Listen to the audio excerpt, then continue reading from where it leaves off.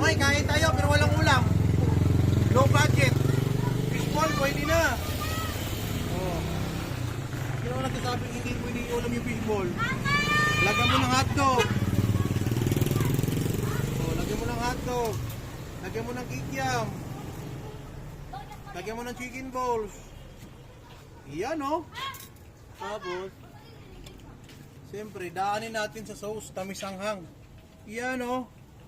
Ganyan lang oh. May ulam ka na. Nakatipid ka pa.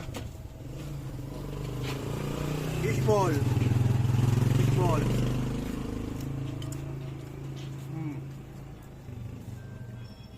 Diba? Hotdog.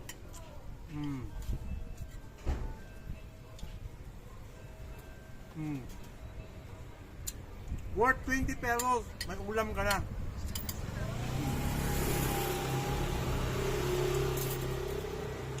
Ang sarap ng sauce.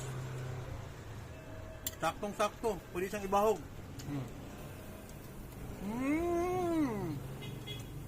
Kikiam.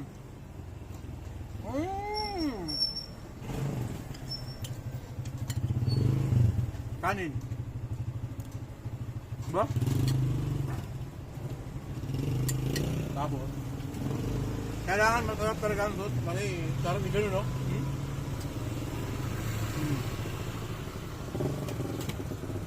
Diba? Wala kang budget, wala kang pambili ng ulam. Mayroon namang pambili ng ulam. Kasi lang, 20 pesos lang. Dito ka na, fishball. Hotdog.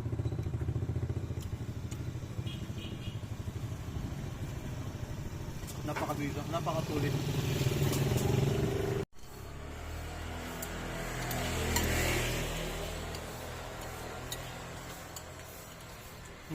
Chicken balls.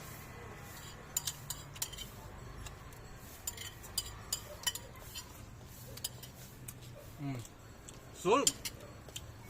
Kikiam, fishball, hotdog, chicken balls lang ang ulam. Solve na yung tanghalian ko. Nakatipid pa tayo.